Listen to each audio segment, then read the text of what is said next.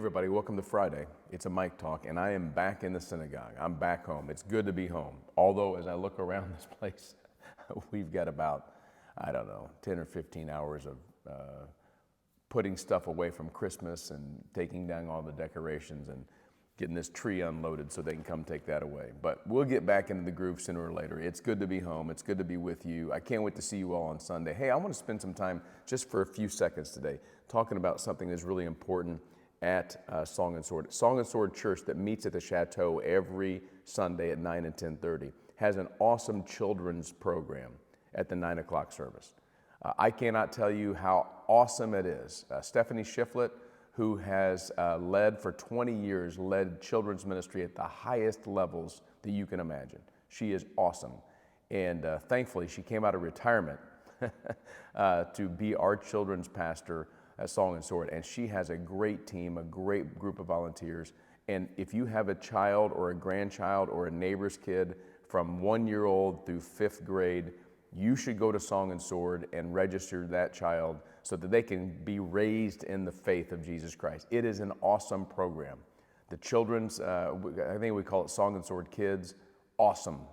And so we're ready. We're ready. If you bring the kids, we'll train them up in the Lord, and we're excited about that. We also pray for you. Text prayer to that number on the screen, and we'd love to pray for you and lift you up. And those prayers keep coming in, and man, some of them are heavy, but that's what we do. We take our stuff, we take our anxieties, we take our fears, and we lay them before the Lord and trust His mercy and grace to deal with them. And so I'd love to join you on that behalf. I hope you guys are well. I hope things are good. I hope that on this cold Friday, you find some hot coffee and a nice cinnamon roll maybe, right? I know where I'm going in a few minutes. All right, so let's go to Matthew chapter 5. Very important teaching about the Old Testament, about what Jesus thought about the Old Testament. People make a lot of statements, well, Jesus didn't say this or that. That was Old Testament. Jesus didn't command this or that. Well, here's what He says. These are the words of Christ from the Sermon on the Mount in Matthew 5. Matthew 5:17. Do not think that I have come to abolish the law or the prophets. I have not come to abolish them, but to fulfill them. For truly I say to you, until heaven and earth passes away, not an iota, not a dot will pass from the law until it's all accomplished. Therefore, whoever relaxes one of the least of these commandments and teaches others to do the same will be called least in the kingdom of heaven. But whoever does them and teaches them will be called great in the kingdom of heaven. For I tell you, unless your righteousness surpasses that of the scribes and the Pharisees, you will never enter the kingdom of heaven. Jesus is being very serious here. He wants everybody to know, listen, I am establishing a kingdom, and it is a new teaching. It is a teaching of grace and not law. But don't mistake this for me just saying the law doesn't matter.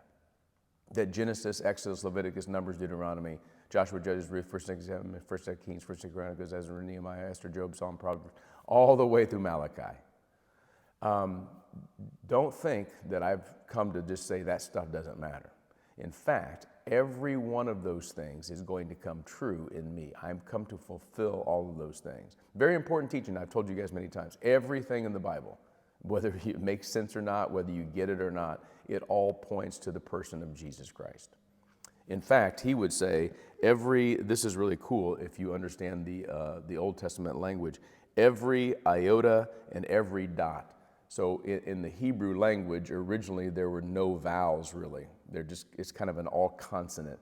And so in order to help you pronounce things, they would put these little, almost like commas or apostrophes in different places to let you know what sounds you were supposed to make, and dots to make sure that you were, and he's saying, listen, in the first century copy of the Old Testament Bible, the Hebrew Bible, what we call the Old Testament, he said every dot, every dotted I and crossed T, we might say in our language, is going to be fulfilled in me. And so what he says, then don't mess with it.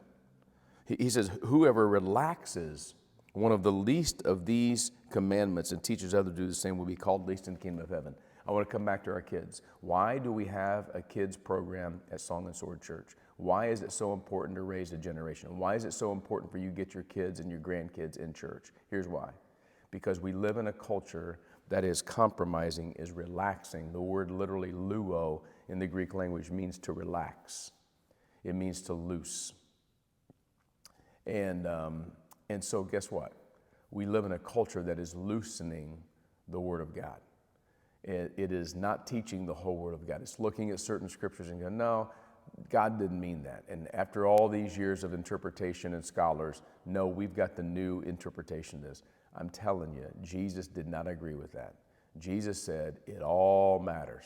That's why we preach it at Song and Sword. That's why we teach it to our children at Song and Sword. That's why life groups are going to get into the Word all the time, because it all matters. We are not going to relax the Word of God, because kingdom people don't do that. And that's what Jesus says to us on this Friday. Hope that you get into the Word today and understand that it all matters, and it all is good, and it's all right, and it all points to Jesus. God bless you guys. Happy Friday, kids.